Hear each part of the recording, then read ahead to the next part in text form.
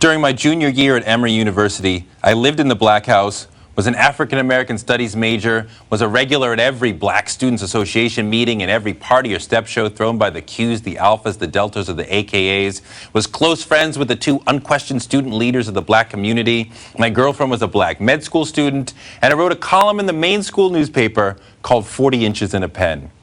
But way back in my freshman year, I mostly hung out with white kids, and that was an offense some people never forgave me for.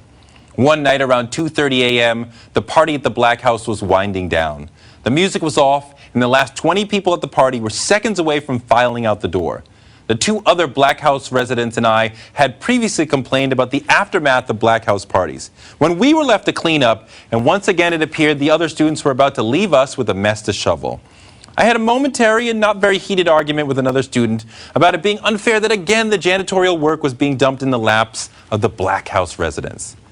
And then a linebacker-sized Black dude from Alabama, who wasn't even in the conversation, who spoke so rarely in public I didn't know what his voice sounded like before then, he silenced the room by loudly and angrily saying, "Shut up, Touré, you ain't black."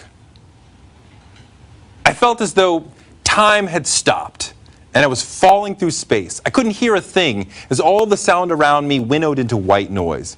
I felt the skin melting off my skull as if I was beginning to evaporate from the heat of the embarrassment. I felt like a machete was slicing through my mind. I was minuscule, deflated, worthless, nothing. No one came to my aid. No one moved to comfort me. They all just stood there gawking as if at a horrific car accident. I didn't say anything. I just turned and walked away and went into my room as if I could get away from the memory if I just got away from the scene of the crime. I closed the door and vowed to never again think about that moment. It was too painful to contemplate. It was a memory I had to put in a box. But it wouldn't leave me alone.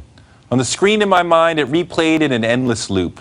5 a.m. came and went as I laid there trying to escape, praying for sleep as that memory ate at me. At 6, I got out of bed, went to my desk, and started writing. It was just for me, to help me make sense of what had happened and process the moment so I could put it behind me. I had to ask myself if what he had said was true. It must have been true if it hurt so much, right? It was true by his definition of blackness and of me, but he didn't know me. We'd never even spoken. And giving him the power to define me was crazy, because I knew I was no Oreo. I made social mistakes as a freshman, but I always loved blackness. So I wrote about how pathetic his accusation actually was.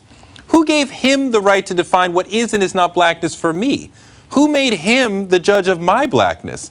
To say I'm not black is to accuse me of apostasy as if blackness were a religion that could be escaped.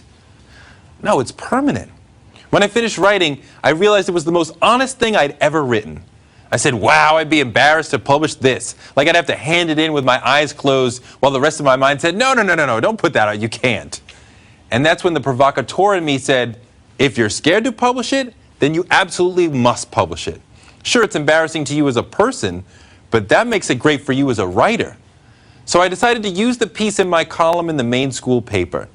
And that was the first time I saw what it was like to write something that seemed to set the world on fire. It seemed like every single student and professor on campus read the piece. Most of the black students were shocked I'd put myself on the line like that. And I heard the linebacker dude was mad and embarrassed and wanted to beat me up. I hadn't identified him in the piece, but everyone knew who I was talking about. But he never did anything. Probably because the piece, like my life, wasn't about him. He just made a cameo. It was about me. For more, check out my book, Who's Afraid of Post-Blackness, out September 13th.